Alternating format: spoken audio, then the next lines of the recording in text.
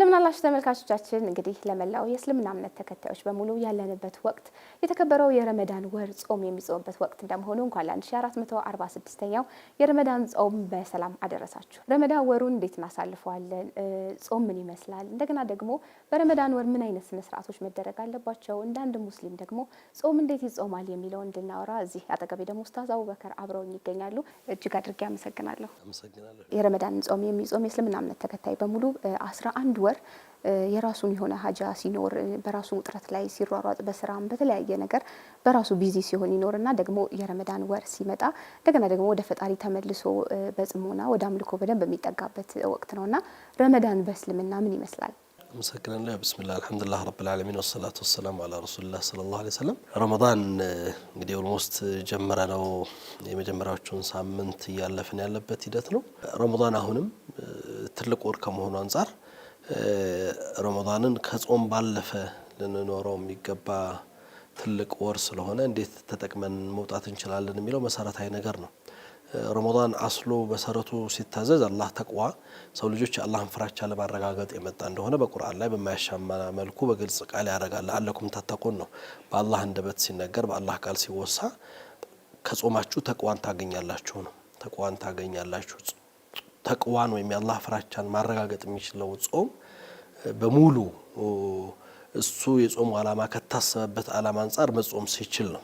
ያም ማለት ረመዳን የረሃብ አድማ አይደለም፣ መራብና መጠማት አይደለም።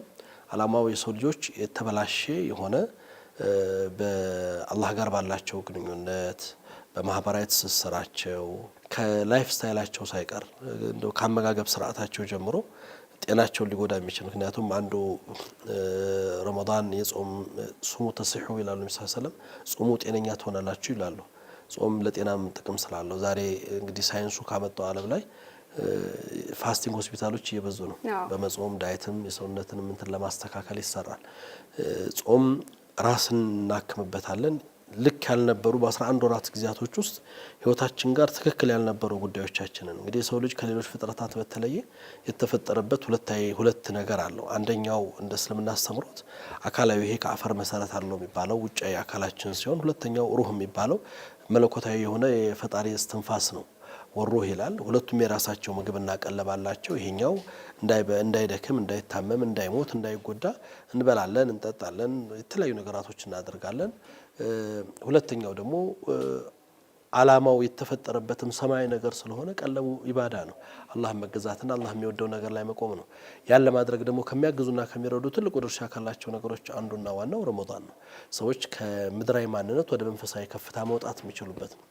ምክንያቱም አካላዊ ማንነታቸውን እየገነቡ ሲበሉ ሲጠጡ ወይም ደግሞ ሁሉ ነገር ባልተገደበ ነገር ሲደረግ ሰዎች ስለ አካላቸው ሲጠነክር ውስጣዊ ማንነታቸውን ሩሃቸውን እያደከመው ይመጣል።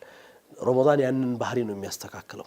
አካል ላይ የሚደረገው ልፋት ወደ መንፈሳዊ ሚዛን ላይ ማምጣትና ልክ ነው። ሰው ሲጾም ሲራብ ብዙ ጊዜ ወደ ኢባዳ ወደ አላህ ወደሚወደው ስራ መሰል ተግባራቶች ይሮጣል። ይሄ ሰውነታችን ባህሪ ስንበላ የሚኖሩን ስሜቶች አላግባብ የሚገነቡ የሆኑ የተለያዩ ውስጣችን ላይ የሚፈጠሩ ስሜቶቻችንን ያደክማል፣ ያኮስሳል። ያንን ባደረገ ቁጥር ይሄኛው ደግሞ አቅም እያገኘ ይመጣል። ሩህ ደግሞ ቀለቡን ፍለጋ ወደ መስጂድና ወደ ኢባዳዎች ወደ ቁርአኑ ወደ ዚክሩ ወደ ሶላቱ እንዲመጣ ያደርገዋል። ይሄን ነው ረመዳን የሚገነባው። ይሄንን የተበላሸውን በ11 ወር ውስጥ የነበረ ከአላህ ጋር የነበረ የተበላሸ ግንኙነት አስተካክሎ ወደ አዲስ ምዕራፍ ማምጣት ሰዎች ላይፍ ስታይላቸውን የህይወት ጉዟቸውን እንዲያስተካክሉ ለ11 ወሩ ስንቅ የሚሆን ነገር የአንድ ወር ኮርስ ትሬኒንግ ነው። በብዙ ልማዶቻችን ልቅ የነበሩ አላግባብ የሆኑ ልማዶቻችን ሱስ ሊሆን ይችላል፣ ተያያዥ ነገሮች ሊሆኑ ይችላሉ። በህይወት አይቻሉም ብለን የዘጋናቸው አይሆኑም ብለን የተውናቸው ነገሮች አሉ። ረመዳን አንዱ እንደሚቻሉ ማሳያ ነው። በህይወታችን ላይ የምናስባቸው ትልልቅ ጉዳዮችን ጨምሮ ሰው ዛሬ ከረመዳን ውጭ መስጊድ ገብቶ ዙሁር ሶላት መስገድ ይከብደዋል፣ ፈጅር መምጣት ይከብደዋል። ዛሬ ረመዳን መጥቶ ግን ከፈርዱም አልፎ ሱናውን ይሰግዳል። የተከለከለው ነገር ላይ ይከለከላል። ያ ለምን ተፈጠረ? በአንድ ወር ውስጥ የተፈጠረ የተለየ ነገር ነገር ኑሮ አይደለም። የወሩ ባህሪ ሰዎች መጾም ሲጀምሩ ልባቸው መንፈሳቸው ወደ መለኮታዊ ማንነት እየመጣ ሲሸጋገር ያ ከባድ የመሰላቸው ነገር ለካ ቀላል ነው። እነዚህ በቀላል ሂደው ኢንጆይ እያደረጉ የሚፈጽሙት ኢባዳ ነው። እናንተ አእምሯችሁ ላይ በህይወታችሁ ውስጥ ሰክሰስንም ውጤትንም አንደርስበትም ያላችሁት ነገር የማይቻሉ የተዘጉ ነገሮች አይደሉም፣ ይቻላሉ። አእምሯችሁን መቀየር አለባችሁ፣ አስተሳሰባችሁን መለወጥ አለባችሁ ነው ረመዳን። የሰው ልጅን ካስተሳሰብ ጀምሮ ያለውን ከፈጣሪው ግንኙነት ጋር ከማህበራዊ ትስስሩ ጋር ከራሱ ከጤናው ጋር ከአመጋገብ ስርዓቱ ጋር ሁሉንም ማስተካከልና ሚዛን መስራት እንዲችል ያን ለማስቀመጥ የመጣ ትልቁ ግቡ ደግሞ የአላህን ፍራቻ ማረጋገጥ ይዞ የመጣ ትልቅ ወር ነው። ይሄ ነው እንግዲህ ረመዳን ባጭሩ ዋናው ዓላማው። እንግዲህ የረመዳን ወቅት ደግሞ ሲገባ አብዛኛው ሙእሚን የሰደቃ ወቅት እንደመሆኑ የመረዳዳት ወቅት እንደመሆኑ ጎረቤት ሳይበላ ይበላም የመተጋገዙ የማፍጠሩ እነዚህ ሁሉ ተግባራቶች በብዛት የሚተገበሩበት ወር ነው። እንግዲህ ዘካ ከሚለው በተጨማሪ ማለት ነውና መረዳዳት የሚለው ሀሳብ ከረመዳን ወር ውጪስ ባለው ምን ይመስላል? ያው እንግዲህ ይሄንኑ ለማስተካከል አንድ ጾም ስትጾሚ ሁለት ነገር ነው የምታየው። ይሄ ሰደቃን ወይም እርዳታን መተጋገዝን ስታስቢ አስተምሮቱን ከጾሙ ጋር ተያይዞ ነብዩ መሐመድ ሰለላሁ ዐለይሂ ወሰለም መንፈጠረ ሳኢመን ነው ጾመኛን ያስፈጠረ ሰው ወለው ቢሱቅየተ ማኢን አው ቢተምሪን በአንድ ክፋይ ተምር የሚሆን በአንድ ጉንጭ ውሃ ያስፈጠረ ወይም በአንድ ብርጭቆ ያስፈጠረ የጾመኛው ዋጋ ሳይቀነስበት አጅሩን ያገኛል ነው። ይሄ አጅሩን ከፍ ማድረግ ሰዎች አስተሳሰባቸውን እንዲለውጡ ስለሌሎች መኖር እንዲችሉ የሌሎችን ችግር የሌሎችን ህይወት ማሰብ እንዲችሉ ከዛ ባለፈ ረመዳን ራሱ በባህሪው እኔና አንቺ ዛሬ ጾም ስለሆነ አላህ ስላዘዘው ግዴታ ስለሆነ ወሩን አላህ ባዘዘው መሰረት ከጧት እስከ ማታ ከምንወዳቸው ሐላል ከሆኑ ነገሮች ተከልክለን እናሳልፋለን። በህይወታቸው ላይ ግን ህይወት አስገድዷቸው ኑሮ ከብዷቸው በቀን ውስጥ ብዙ ጊዜን እየጾሙ የሚያሳልፉ ምናልባት ሁለት አይደለም አንዴ ለመብላት የሚቸገሩ ህይወት የከበዳቸው ሰዎች በህይወታችን ውስጥ አሉ። ወገኖቻችን፣ ወንድሞቻችን የነሱን ህመም፣ የነሱን ጉዳት፣ የነሱን ረሃብ፣ የነሱን ችግር እንድናዳምጠው እንድንኖረው ነው አላህ የሚፈልገው። መራብ ምን ማለት እንደሆነ ይገባናል። እኛ ፈቅደን ነው እነሱ ሳይፈልጉትና ሳይፈቅዱት ህይወት አስገድዷቸው ያንን ችግር የሚጋፈጡ ሰዎች ስለነዚህ ሰዎች መኖር እንድንችል ስለነሱ ማሰብና መጨነቅ እንድንችል ነው። ልክ ይሄ ሴንስ እያደረግሽው ስትመጪ ነው ያን ጊዜ ይሄ ስሜት ነው ኮድላ የሚገፋሽ። ሰዎች ለካ ተርበው የሚያገኙት የዕለት ጉርስ ማጣታቸው የአንድ ቀን ምሳ መጉደሏ ምን ያህል ከባድ ነው ወይ የሚለኝ ብሎ እንዲያስብና ያንን ደግሞ ሼር እንዲያረግ ያ ነው ረመዳኑ ይህን ስሜት እየፈጠረው ከሌላው ጊዜ በተለየ ሰው ሰደቃ ላይ የሚበረታው። አንድ የረመዳን ወር የኸይር ወር ስለሆነ፣ ሁለት በረመዳን የሚሰጥ ሰደቃና በተለያየ የበጎነት ተግባራቶች ዋጋቸው ጥፍ ድርብ ስለሆነ፣ በሶስተኛ ደረጃ ህመሙን እየኖር ነው እያወቅ ነው እየተረዳ ነው ስለሆነ ሰዎችን እንድናስባቸው እነዛ ሰዎች ምን አይነት ህይወት ነው የሚያሳልፉት የሚለው እንድንረዳቸው ስለሚያደርጉ ነው። በረመዳን የሚሰራ ኢባዳ የልዩነት ባህሪው አንዱም እዚህ ላይ ነው። እንዳልሽው አላህ ሰደቃን ሲያዝ ይህንንም ሶላቱንም ሲያዝ በረመዳን ብቻ የሚሰራ ተግባር አድርጎ አይደለም ያዘዘው። የአመት የህይወት አካል እንዲኖረን ነው። ብዙ ሰዎች እንደ ሰው አስተሳሰባችን በመበላሸቱ ውስጣችን ላይ ያለው ፈጣሪ ጋር ያለን ቀረቤታ እየቀነሰ በመምጣቱ ያን ነገር ለማስተካከል እንድንችል ይሄን እድል አመጣ አላህና ቆም ብለን እንድና የህይወት አካል እንድናደርገው እንድንኖር ታዘዛችሁት። ያው እንግዲህ ሳይንሱም እንደሚለው በልምድ በጥናቱም እንደሚነገረው አንድ ሰው 3 ሳምንት አንድ ነገር በተግባር ከፈጸመው የህይወት ልምድ ያደርጋል። ረመዳንም ይሄ ነው። መስጠትን ማድረግን የህይወት ልምድ። ለዛ ነው አላህ ሲጠይቅ እንኳን ሰደቃው ሲጠየቅ የተጠየቀው ክፋይ ተምር ወይም ደግሞ አንድ ጉንጭ ውሃ ወይም አንድ ብርጭቆ ውሃ ማለት ሰው ሰተሽ የማይቀንስብሽ ተቀባዩን የማይጠቅመው እኮ ነው። ግን ይሄ መኗኗሩን አንዱ ስለ አንዱ መጨነቅን ማሰብን እንዲኖረው የተጋበዘበትና ያን የህይወት አካል አድርገን እንድኖረው የታዘዘ ነው። ስለዚህ በረመዳን ተጀምሮ በረመዳን የሚያልቅ የረመዳን ተግባር ሳይሆን የህይወት ተግባር የዕለት ከዕለት የእያንዳንዳችን ስለሌሎች መኖርና ማሰብ ግዴታችን እንዲሆን የመጣበት መመሪያ ነው ማለት ነው። ከሱ ጋር በተያያዘ እንግዲህ ነብዩ መሐመድ ሰለላሁ ዐለይሂ ወሰለም ከረመዳንም ውጪ ባለው በኢስላማዊ አስተምሮ እስከ 7 ጎረቤትህ ድረስ ጭስ ካልጨሰ ኃላፊነት አለብህ የሚል አስተምሮም አላቸው። ይሄንን እንዴት አድርገን ነው የምንረዳው? ያው እንግዲህ የእስልምና አስተምሮት አንዱ ይሄ ከመረዳዳት ጋር ባለው እሳቤው ትንሽ ከበድ ይላል። ለዚህ ነው አሁን እንዳነሳሽ የጎረቤት ሐቅን ሲያነሳ ነብዩ መሐመድ ሰለላሁ ዐለይሂ ወሰለም ጎረቤቱ ተርቦ እሱ ጠግቦ ያደረሰው አማኝ አይደለም ነው ያሉት በዚህ ቃል።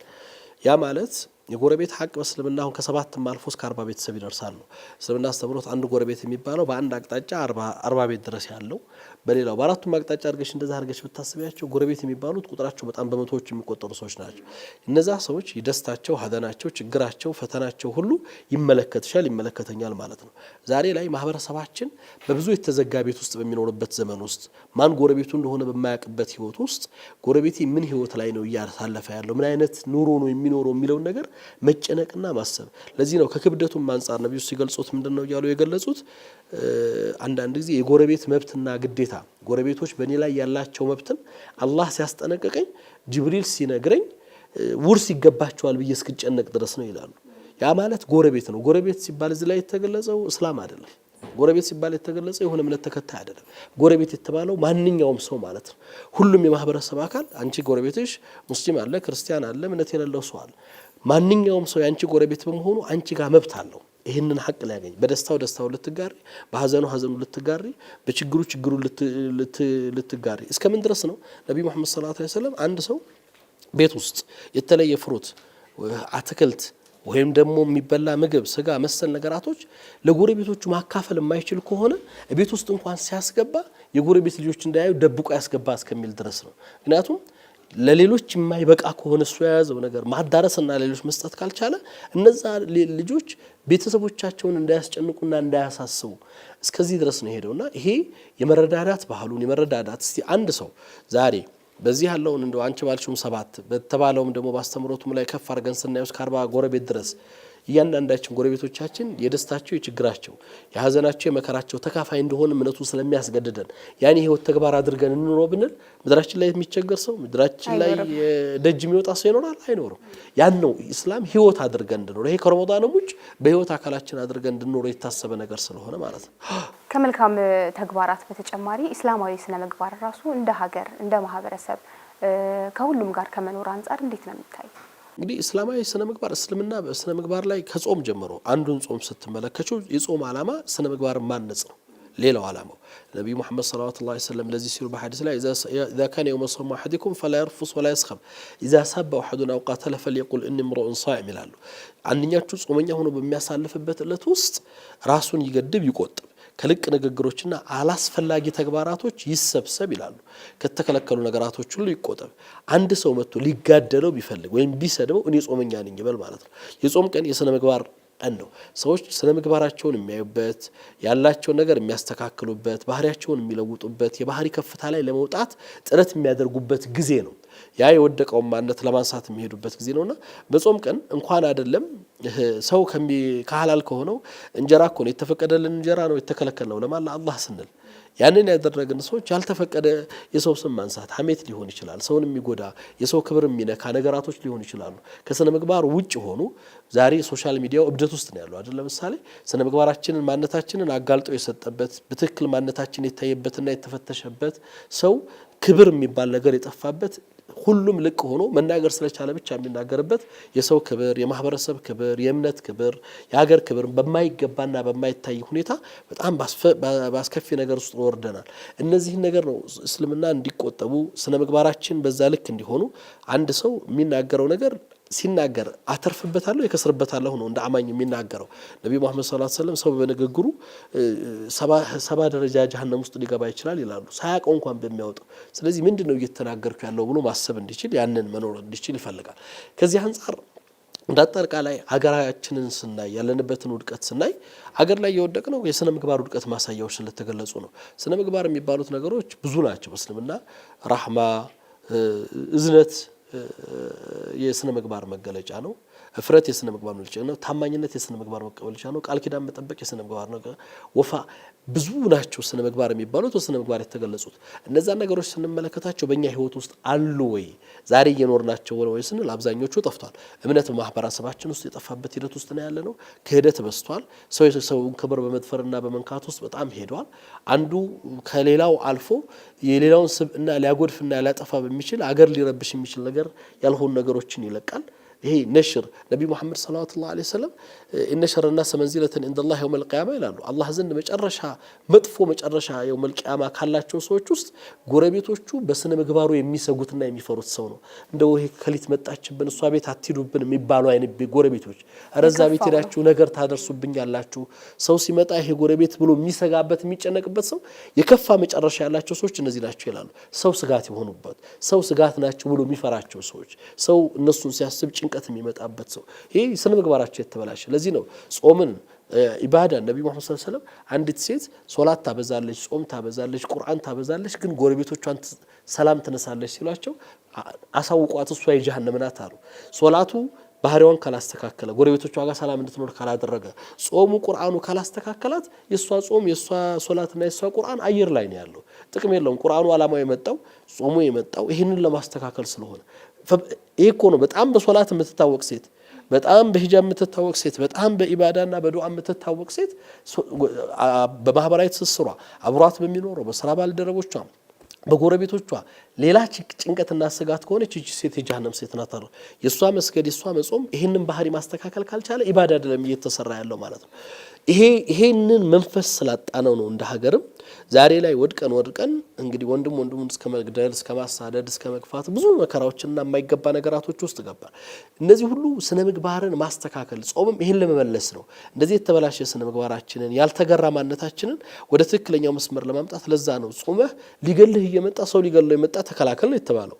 ቢያንስ ክብርሽን ታስጠብቂያለሽ እስልምና ክብር ግዴታ ስለሆነ ለክብሩ የሞተ ሰው ሸሂድ ነው የሚባለው። እንደዛ እንኳን ሆኖ ጉዳዩ የስነ ምግባር ጉዳይ ስለሆነ እኔ ጾመኛ ነኝ አትድረስብኝ በል ነው እንጂ የተባለው መልስ እንኳን ይስጥ አይደለም የተባለው። ይሄ እንደ ስነ ምግባር የወደቀውን ባህሪያችንና የተበላሸው ማንነታችንን ለማስተካከል ትልቁን ስራ ነው የሚሰራው ማለት ነው ጾም። እንደው ምናልባት ትንሽ ደግሞ ወደ ኋላ መለስ እንበልና ኡስታዝ ያለንበት ወቅት ረመዳን ነው። ደሴ ላይ ደግሞ በተለይ ወደ ወሎ አካባቢ ረመዳን በጣም ይደምቃል። የውልደትም የእድገትም አካባቢው ስለሆነ ማለት ነው። እስቲ በልጅነት ረመዳን ምን ይመስል ነበር? ትዝታው እንዴት ነው? ደሴ በጣም ይለያል። እኔ ወሎ አካባቢ ብዙ ጊዜ እላለሁ አሁን ነው እንግዲህ አዲስ አበባን በጣም ለመድንና ያው ባህር ውስጥ ገባን ጠፋብን እንጂ እኔ ረመዳን ወይ ደሴ ወይ መካ ነው የምለው። ማለት አገሩ ሙሉ ጾመኛ ነው መስለው እንግዲህ ሁሉም ሙስሊም ክርስቲያኑ የሚኖሩበት ሀገር ነው። ሁሉ ነገር ይለወጣል። ከተማው በአጠቃላይ የጾም ድባብ ነው ያለው። አጠቃላይ የኢባዳ ድባብ ነው ያለው። የምታየው ነገር ሁሉም የሚያስታውስሽ መልካም ስራን ጾምን ኢባዳን ብቻ ነው። ከረመዳን መግቢያው ጀምሮ እኛ ገበር አላህ ይባላል ረመዳን ነገ ነው ሲባል ሙሉ ከተማው ዚክር እየተባለ ሰላዋት እየተባለ ይጨፈራል። ረመዳን መግባቱን የሚያመላክቱ የተለያዩ መልእክቶች ይተላለፋል። እንደዚሁ ረመዳን ለመሸኘት ያለው ነገር በጣም በተለየ ስሜት ነው። ኹጥባዎቹ መልእክቶቹ የሚደረጉት የተለያዩ እንትኖቹ የጋራ አብሮነቱ መተሳሰሩ ነው። ረመዳን ላይ አብዛኛው ጊዜ ደሴ በነበርኩበት ጊዜ መስጊድ ነው ማፈጥረው ቤቴም አልሄድም። ከ10 ዓመታት በላይ መስጊድ አፈጥራለሁ። መስጊድ የምናፈጥርበት ምክንያት አብዛኛው የገጠር ተማሪዎች ከላካ የሚመጡ ልጆች ቤተሰብ የላቸውም፣ የሚያፈጥሩበት ቦታ የላቸውም። ተማሪ ስንቅ ተማሪዎች ናቸው። ማፍጠሪያ ይዘን እዛ ነው የምናፈጥረው፣ መስጊድ ላይ ነው የምናፈጥረው። ሁለት መስጊዱ ራሱ አወለ ሶፍ ለማግኘት መስጊድ እዛ ያላፈጠረ ሰው አወለ ሶፍን አያገኝም። በዛ ሰዓት ላይ ቁርአን ውድድራችን ቢያንስ በቀን አንዴ ለማክተብ ነው። ካልሆነ ከሁለት ቀን ማለፍ አንፈልግም። በጣም የተለየ እንደው ሙሉ አየሩ የረመዳን አየር እዚህ እኮ የሆነ ቦታ ስትሄጂ መስጊድ ስትሄጂ ነው ረመዳን መሆኑ ብታስታውሽው። እዛ ሙሉ ከተማ ነው። የትም ቦታ ስትንቀሳቀሺ ሁሉም የረመዳን ጀው አየር ነው የሚነፍሰውና ድባቡ በአጠቃላይ ያ የተለየ ነው። ማህበራዊ ትስስሩ፣ አብሮነቱ፣ ማፍጠሩ፣ የተለያዩ የሚደረጉት ተግባራቶች እዛ የለመድናቸው ነገሮች እዚህ አሉ ለማለት ይቸግራሉ። የተለየ በጣም ውብና የሚያምር የረመዳን ስሜት ነው የነበረው እዛ አካባቢ ላይና ሁሌም ምናፍቀው ነው። በጣም የተለየ ስሜት የተለየ የልጅነት ትዝታም ስላለበት ትክክል ነው። ምናልባት አሁን ስለ ደሴም ስለ ወሎም ካነሳን ወሎም ያፈሯቸው ብዙ መሻይኾች ብዙ መምህራኖች አሉ። ከዛም በአጠቃላይ ደግሞ ሀበሻ የምንላቸው ደግሞ ሀበሻ ያፈራቸው ደግሞ የተለያዩ የእስልምና እምነት ተከታዮች ሆነው በማህበራዊም ዘርፍ በሃይማኖታዊው ማስተምሮት ዘርፍ በርካታ አስተዋጽኦ ያደረጉ አባቶች አሉና የነሱስ የህይወት መርሃቸው ምን ይመስል ነበር?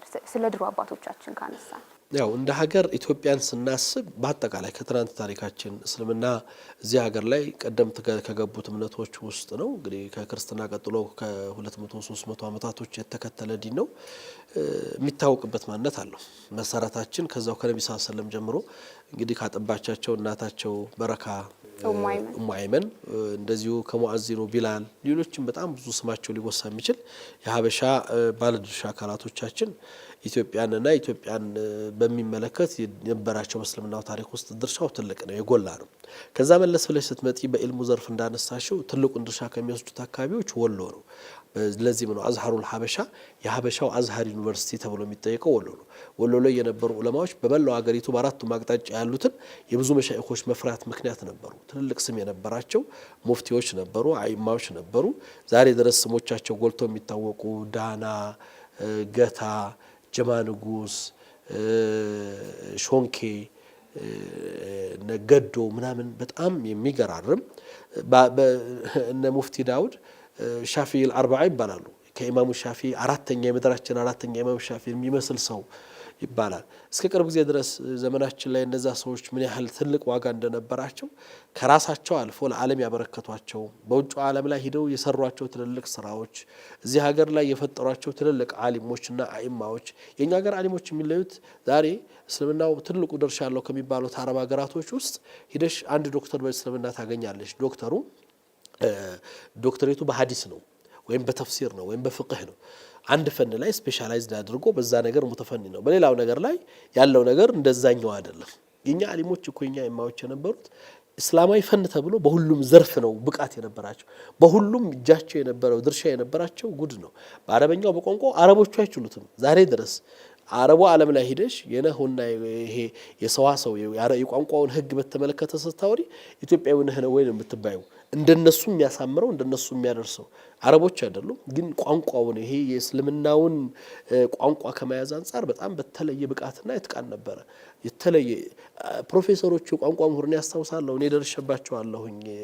አርዲቦ የሚባል ሼክ ነበሩና በህይወታቸው ሀጅ እንኳን ሳይሄዱ የሞቱ ሰው ናቸው። እዚህ ተቀምጠው ፕሮፌሰሮቹ የቋንቋ ፕሮፌሰሮች ውጭ ዓለም ላይ ስለ ቋንቋ የጻፏቸው መጽሐፍቶች አይተው እርማት አድርገው ይልኩ ነበር ለደረሶቻቸው። እዚህ ላይ ተሳስተዋል አስተካክሉ በሏቸው ተብሎ። ይሄ በጣም የተለየ ግንዛቤ ነው።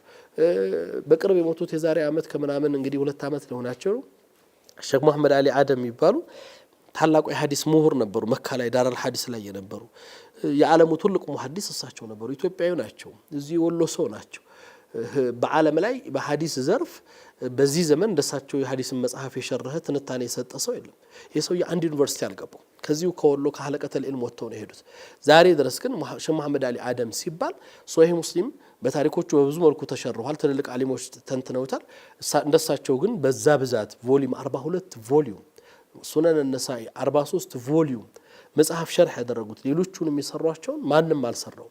ይሄ አንድ ኢትዮጵያዊ ከወሎ የወጡ የትኛውም ዩኒቨርሲቲ ያልገቡ ከዚህ ተነስተው ሂደው ዓለምን ያንቀጠቀጠ ዛሬ ድረስ ለዓለም ትልቅ መመለሻ የሆነ የሐዲስን ትንታኔ መስራት የቻሉ ታላቅ ዓሊም ናቸው። እነዚህ የኛ በእውቀቱ ዘርፍ ያላቸው፣ ሌሎችም በተፍሲሩ ዘርፍ በቁርአኑ ዘርፍ ትልልቅ ከሐረር ከተለያዩ ቦታ የወጡ ዓሊሞቻችን አሉ። በሁሉም ድርሻችን ትልቅ ነበር። እንደ ማህበራዊ ትስስራችን ለሀገር አበርክቷችን ሀገር በመገንባት ሀገርን በማቆም ሂደት ውስጥ የነበራቸው ድርሻ ቀላል አልነበረም። ከያሉባቸው የውስጣዊ ፈተናዎቻቸው ጭምር ሀገራዊ ጉዳይ በሚመጣበት ጊዜ የራሳቸውን የግል ጉዳይ የደረሰባቸውን ፈተና ወደ ጎን ትተው ሀገርን በማስቀደም ለሀገር ቅድሚያ ሰጥተው ዋጋ የከፈሉ። ዛሬ አባጅፋርን ብትመለከቺ አባጅፋር ጅማን ብቻ አልነበረም የመሩት፣ የኢትዮጵያ ሙስሊሞችን የወከለ ተግባር ነበር የሰሩት። ዛሬ ኢትዮጵያኖች ብዙ እርዳታ እንፈልጋለን ከውጭ።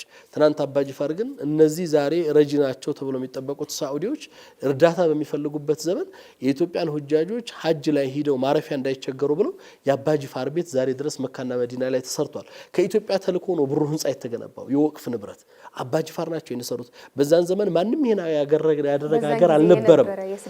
የስልጣኔ መገለጫ በእንትን እንኳን ከዚህ እንጨቱ በሩና ማገሩ ከእንዲህ ዚሆን ተብሎ ተጭኖ እስከመሄድ ድረስ በእግር ተሄዶ እስከ መላክ ድረስ ይሄ ምን አይነት ቀድሞ ማሰብና ጉዳዮችን በርቀት መመልከት እንደሚችሉ የነበራቸውን አቅምና ብቃትና ጥንካሬ ከራሳቸው አልፎ ሌላ መድረስ የሚችል የነበራቸው ማንነት የነበራቸው አባቶች ናቸው የነበሩን። በሁለንተናዊ ማንነታቸው በአብሮነት ሀገራን በመገንባት ስለ ሀገርን ከፍ በማድረግ የሀገርን ሚና በመወጣት ድርሻቸው ትልቅ ነበር። ዛሬ ያለንበት ወር ረመዳን ነው። በእስልምና ታሪክ ውስጥ የአድዋ ድል የተደረገው በረመዳን 17 ነው። ረመዳን 17 በሌላው ታሪኩ የበድር ድል ነው። በረመዳን 17 ኢትዮጵያ ሙስሊሞች በዚች ሀገር ላይ በነበረች ሀገርን ማቅናትና ማጽናት ሂደት ውስጥ ትልቁን ድርሻ ከተጫወቱት ይሄ አባጅፋር ፈረሰኞች የወሎ ፈረሰኞች ትልቁ እንግዲህ የጦር ቁጥር የወጣው ከወሎ የመጣው በንጉስ ሚካኤል የተመራው ጦር ነው ከፍተኛውን ቁጥር የሚይዘው ያ ቁጥር ከ70 ሺህ ያላነሰ ከወሎና ከቦረና ከተለያየ አካባቢ ሲመጣ አብዛኛው ሙስሊም ፈረሰኛ እንደነበር ይታወቃል። እነዛ ሰዎች ጾመኛ ሆነው ነው ስለ ሀገር የለፉት ስለ ሀገር ዋጋ የከፈሉት። ይሄ እኛ የትናንት ታሪካችን ማሳያ ነው። እንደ ሀገር በሁለንተናዊ ሀገር በምትፈልግበት ጉዳይ ላይ ድርሻቸው፣ ሚናቸው፣ ኃላፊነታቸውና ማህበራዊ ትስስራቸው የጎላ በሁሉም ዘርፍ ደግሞ ቀዳሚ የነበረ ማንነት የነበራቸው ነው ብሎ ማየት ይቻላል። የነብዩ መሐመድ ሰለላሁ ዐለይሂ ወሰለም የነበረውን የፍትሃዊነት መንገድ እኩልን የመግዛት እኩል የማስተዳደር እኩል የማየት መንፈስንም አብረው የሚያሳዩ አባቶች ነው ያፈራ ነው። ትክክል። ረመዳን ወርን ስናነሳ ሰው በተለያዩ ኸይራት ይጾማል፣ ሰደቃ ያደርጋል፣ አፍጥር አብሮ ያፈጥራል፣ ወደ ኢባዳው ይጠጋል። በተለይ ደግሞ ወደ አሽሩል አዋኺር ሲመጣ በይበልጥ ደግሞ መስጂድ ላይ ያሳልፋል፣ ኢህቲካፍ ይገባል። ይሄ ሁሉ ከመጣ በኋላ ደግሞ ሰው ኢድን ሲቀበል ደግሞ ወሩን ሙሉ የጾመ ሰው ጾሙን ደግሞ የመጨረሻ የሚያጸድቅበት ወይም ደግሞ ከጾም ፕሮሰሶች መሀል መጨረሻ ላይ የምንለው ዘካ ነው፣ ዘካተል ፍጥር። እስቲ ትንሽ ስለ ዘካ እናውራ። አው እንግዲህ ረመዳን ባሉት ምዕራፎቹ ከመጀመሪያው ጀምሮ እስከ መጨረሻው ድረስ እንደ ሰው ማህበረሰባችንም አንዱ እንዲረዳ ምን ፈልገው ሁሉ ጊዜ የሥራዎች ውጤት ማማር የሚለካው በመጨረሻው ነው። ነብዩ መሐመድ ሰለላሁ ዐለይሂ ወሰለም ኢነመል አዕማሉ ቢልኸዋቲም ይላሉ። የሥራዎች ማማር ውጤት መገለጫቸው መጨረሻቸው ሲያምር ነው ይላሉ። ብዙ ጊዜ እኛ እንደ ማህበረሰብ መጀመሪያ አካባቢ ላይ ነሽጥ ስሜት አይሆንና ወደ መጨረሻው እየደከምን እንመጣና ኢዱም እየቀረበ ሲመጣ ሰው ቢዚ የሚሆንበት ነገር ውስጥ ይገባል። የበለጠ ሊጠናከር የሚችልበት ግን አንቺ እንዳነሳቸው አሽረል አኺር በጣም የተለየ ነው። ነብዩ መሐመድ ሰለላሁ ዐለይሂ ወሰለም እናታችን አይሻ ሲገልጿቸው ኢዛ ደኸለ العشر የመጨረሻዎቹ 10 ቀናቶች ሲገቡ ሸደ ሚዕዘረሁ ወአይቀሰ አህለ ሽርጣቸውን አጥብቀው ቤተሰቦቻቸውን ቀስቅሰው ሌሊቱን ሳይተኙ በኢባዳ ያሳለፉት ነበር። ኢዕቲካፍ በማድረግ ራሳቸውን ከማህበራዊ ከዱንያዊ ጉዳይ ራሳቸውን በማግለል ሙሉ ጊዜያቸውን ለአላህ በመስጠት ለይለቱል ቀድር የሚጠበቅበት እንግዲህ ከአንድ ሺህ ወራት በላጭ ቀን በውስጡ አለችባት የተባለው ጊዜ የሚጠበቅበት ወቅት ነው። የበለጠ ቁርአን የወረደባቸው የመጨረሻ ሌሊቶች ናቸው። እና አንዘልናሁ ፊ ለይለቱል ቀድር ነው በመወሰኛው ሌሊት በመጨረሻዎቹ 10 ቀናቶችን ነው ቁርአንን አወረድን። በዛች በመወሰኛው ሌሊት ያመቱ ፋይላችን የሚከፈትበት ቀን ነው ረመዳን። የመጨረሻዎቹ ቀናቶች ለይለቱል ቀድር ሲባል የመወሰኛ ሌሊት እያንዳንዱ ሰው ያመት ፋይሉ የሚከፈትበት ነው። ያመት ፋይሉ የሚከፈትበት በአላህ እዝነት ረህመት እንዲሆንለት ነው። ያንንም ስራ በመስራት ላይ ትልቁን ድርሻ ለመውጣት ትልቅ ስራ መሰራት አለበት ተብሎ የሚታሰበውና በእነዚያ ጊዜያቶች ውስጥ እንግዲህ ጾሙን በኢባዳው ኢዕቲካፉን በተለየ ሁኔታ ካሳለፈ በኋላ ሰደቃዎቹንም ዘካዎቹንም የሚሰጣቸውንም ነገር ነብዩ ሰለላሁ ዐለይሂ ወሰለም ኢዛ ደኸለ አልዐሸር ከሚያደርጓቸው ሌላ ደግሞ በጣም ኸይር ያበዛሉ፣ መልካም ስራ ይሰራሉ፣ በጣም ይበረታሉ፣ የተለየ ነገር ያደርጋሉ። እነዛን ነገራቶች ውስጥ ካነ ረሱል ሰለላሁ ዐለይሂ ወሰለም አጅወደ ናስ አው አሸድ አው ሚሪሂል ሙርሰላ በጣም ቸርነታቸው ልገሳቸው ከአውሎ ንፋስ የፈጠነ ነበር ይባላል። በነዛ ጊዜያቶች የሚያደርጉት ምን ነበር የሚያደርጉት? አውሎ ንፋስ 3 ባህሪ ያለው ፈጣን ነው፣ አይቆምም፣ ሁሉንም ያዳርሳል። የነብዩ ሰለላሁ ዐለይሂ ወሰለም ስጦታም እንደዛ ነበር። አይቆሙም፣ ፈጣናቸው፣ ሁሉንም ያዳርሱ ነበር። በዛ አይነት መልኩ በሰደቃው በኢባዳው ሁሉንም ባማከለ መልኩ ነው ረሱል ሰለላሁ ዐለይሂ ወሰለም የሚያሳልፉት። ከዛ መጨረሻው ቀን ላይ እንግዲህ ዘካተል ፍጥር ጦህር ለሳኢም ነው። ጾመኞች በጾም ጊዜያቸው ሲያሳልፉ ያለፏቸው አላግባብ ያጠፏቸው ጥፋቶች ካሉ ያንን ለማበስ ያንን ለማከም ጾሙ ኢዱ ሶላት ከመሰገዱ በፊት ዘካተል ፍጥር በእያንዳንዳቸው ቤተሰብ ልክ በሚወጣው ነብዩ ሰለላሁ ዐለይሂ ወሰለም ባሉት እንግዲህ በኪሎ ወደ 3 ኪሎ ወይም ምናምን ሊሆን ይችላል። ያ የተገለጸ ንሷብ አለው። ባልተወለደ በተረገለ ዘርጅ ሳይቀር ያንን ለማድረግ ሁለት ዓላማ ነው የዘካተል ፍጥር ዓላማ። አንድ ጦህሩል ሊሳኢም ነው፣ ለጾመኛ በጾም መካከል አላግባብ ያለፉ ጥቃቅን ጥፋቶች ካሉ እሱን ለማበስ ነው። ሁለተኛው በኢድ ቀን ሙስሊም የሆኑ ሰዎች የኢድ ቀን በደስታ ቀናቸው አደባባይ እንዳይወጡ የሰው ፊት እንዳያዩ እንዳይለምኑ ጾማቸው ልክ እነሱን ተደስተው ማሳለፍና ኢዳቸውን በሚያምር ሁኔታ ማክበር እንዲችሉ ኢድ ማለት የጋራ ኢድ ስለሆነ አብሮነትን የሚያካትት ስለሆነ ያንን ስሜት ይዘው ማለፍ እንዲችሉ ያንን በማጋራት ያለውን ነገር በመስጠት እነሱንም እኩል በደስታው እንዲያሳልፉ ቤታቸው ሞልቶ ሙቆ በደስታ ኢዱን እንዲውሉት ለማድረግ ነው ዓላማውና ያንን መተግበር የጾሙ አካል ነው። ያ ያልተደረገበት ጾም ሙሉ አይደለም። ዘካተል ፍጥር ካልተወጣለ ጾሙ ጎዶሎ ነው። ለዚህ ነው ነብዩ ሰለላሁ ዐለይሂ ወሰለም ከሶላት በፊት መውጣት አለበት፣ ከሶላት በኋላ ራሱ ከወጣ ሰደቃ እንጂ ዘካተል ፍጥር አይደለም፣ አይሆንም። ስለዚህ ዓላማውን ነው ትልቁ ዓላማ ይሄን ማህበራዊ የሆነውን እሴት የማህበረሰቡን ችግር መቅረፍና የኢዱን ቀን ሙሉ ለማድረግና ሁሉም በኢድ በደስታ እንዲያሳልፉ ማድረግ ስለሆነ ማለት ነው። አይነቱም ከጊዜ ጊዜ ከሀገርም ይለያያል አይደለ? በትክክል ያው የተገለጸው በእህል እንዲሰጥ ነው። ዑለሞቹ በተለያየ መልኩ ይገልጹታል። በልብስ የተሰጠበት ታሪክ አጋጣሚ አለ። የሚያስፈልጋቸው ያ ስለነበር የመን አካባቢ መልእክተኛው ረሱል ሰለላሁ ዐለይሂ ወሰለም የላኳቸው ሙዓዝ ብን ጀበል ይሄን አድርገዋል። ከዛም ባለፈ ደግሞ ይሰጥ የተባሉባቸው የተገለጹ አካባቢ ማህበረሰብ የሚጠቀማቸው የሚበላው ጤፍ ከሆነ በቆሎ ከሆነ ስንዴ ገብስ ከሆነ ሊጠቀም ይችላል። እህሉ ሊሰጥ ይላሉ። አሁን ደግሞ በተለያየ ዑለማዎች በሚሰጡ ፈትዋዎች ላይ ከምግቡ የሚያስፈልጋቸው ገንዘብ ወይና ቤት ውስጥ የጎደለው ስጋ ሊሆን ይችላል፣ ቤት ውስጥ የጎደለው የልጆች ልብስ ሊሆን ይችላል፣ ቤት ውስጥ የጎደለው የሚያስፈልጋቸውና እነዛን ሰዎች እንደገና ያን እህል ወስደው ሽጠው ለውጠው ከሚያመጡት በዛ መጠን በተለካው ልክ ተደረጎ ብሩን ቢሰጣቸው የበለጠ ሊጠቀሙበት የሚችል የሚል የዑለማዎችም ደግሞ የተለያዩ ፈትዋዎች አሉ። ዑለማዎች በሚያስቀምጡት አቅጣጫና በሚሰጡት መሰረት ግን ቀድሞ በማውጣት ቀድሞ በመስጠት ማህበረሰቡን ሀታ ዘካ በእስልምና ውስጥ ሷሃባዎቻችን ዘካ ሲሰጡ እኛ ሀገር ላይ አሁን በዘካ በረመዳን ይወደዳል አጅሩ ብዙ ነው ስለሚባል ሷሃባዎቹን አብዛኛው የሚያወጡት ግን ከረመዳን በፊት ነው። አላማው ጾም ሲመጣ ጾመኛ ሰው በጾመኛ ጊዜው ኢባዳ ላይ ብቻ ትኩረት እንዲያደርግ ያ የተቸገረ ሰው የሚፈልገውን ነገር አሟልቶ ጾም ውስጥ እንዲገባና ከሰው እጅና ከሰው ፊት ነፃ መውጣት እንዲችል ማድረግ ይህን የመረዳዳቱን ስሜት በዛ መንፈስ ለመሙላት ስለሚፈለግ ማለት ነው።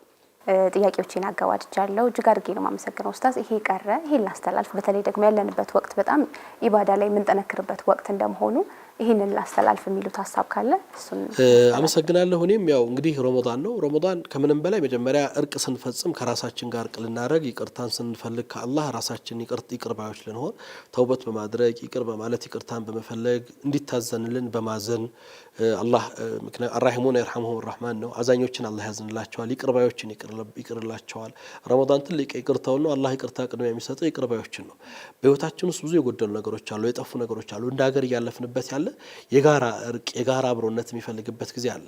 ሁላችንም ካለንበት ችግር ለመውጣት አብሮነት፣ መተሳሰር፣ ይቅር መባባል፣ ከቂም መውጣት፣ ከበቀል መውጣት ትልቁ ድርሻ ነው። ረመዳንና ጾሙ አንዱ ይሄንን መንፈስ ነው የሚያስተላልፈው። ይሄንን የመተግበር ሂደቱ ትልቁን ድርሻ ሊወስደው ይገባል።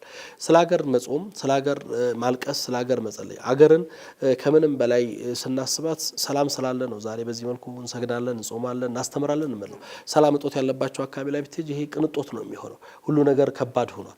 ያን እንዳይመጣ ችግሮች እንዲፈቱ ለማድረግ ደግሞ ይሄ ትልቅ እድል ነው። ረመዳን በትክክል ከተጾመ ሰዎችን ያክማል፣ ልብን ያስታርቃል፣ የተበላሸውን እንኳን ከሰው ጋር ከአላህ ጋር እርቅን እንዲፈጸም ያደርጋል እና በትክክል የእርቅ ወር አድርገ ነው የምህረት ወር አድርገ ነው አላህ ጋር የመለዋወጫ ወር አድርገ ነው ረመዳን ለለውጥ ነው የመጣው። ዝም ብለን አመቱን ሙሉ እንዳለፉት አመታቶች ጾመን እንድናልፈው ሳይሆን ተቀይረንበት እንድንወጣ አዲስ የህይወት ምዕራፍ እንድንከፍትበት አዲስ ማንነት እንድንዘረጋበት ነው የታሰበለትን አላማ በማሳካት ምክንያቱም ዛሬ የደረስን ሰዎች ነገ ለመድረሳችን ዋስትና የለንም። እንኳን የሚቀጥለው አመት ይህን ረመዳን የመጨረስ ዋስትና ያለው ሰው ማንም የለም። የመጨረሻ ጾማችን ሊሆን ይችላል። አላህ ጋር ፈጽመንበት እንደ ሰው ምንችለውን መልካም ተግባር አሳልፈንበት ደረጃችንን ከፍ የምናደርግበት የመጨረሻ ጾም አድርገን በማሰብ አንድ ሰው ስራን ለማሳመር ከሚያግዙት ነገሮች ይሄ ስራ ምናልባት አላህ ጋር የምገናኝበት የመጨረሻ ስራ ነው ብሎ ሲያስብ የበለጠ ያስውበዋል፣ የበለጠ ያሳምረዋል። በዛ ስሜት ብንጾመው፣ በዛ ስሜት ይህን ረመዳን እውን ብናደርገው የሚል ሀሳብ አለ። ለነበረን ቆይታ እጅግ አድርጌ ነው የማመሰግነው ኡስታዝ። ተመልካቾቻችን የምንገኝበት ወቅት እንግዲህ የረመዳን ወቅት እንደመሆኑ ለመላው እስልምና እምነት ተከታዮች በሙሉ ለ1446ኛው የረመዳን ጾም እንኳን አደረሳችሁ እንላለን። እንግዲህ ጾሙን ሁላችንም የምንጠቀምበት ያርገው እያልን ፕሮግራሜን በዚሁ ቋጫለሁ። ቀሪ የኤንቢሲ ፕሮግራሞች አሁንም ወደ እናንተ መድረሳቸውን ይቀጥላሉ። እኛ በዚሁ ተሰናበትን። መልካም ጊዜ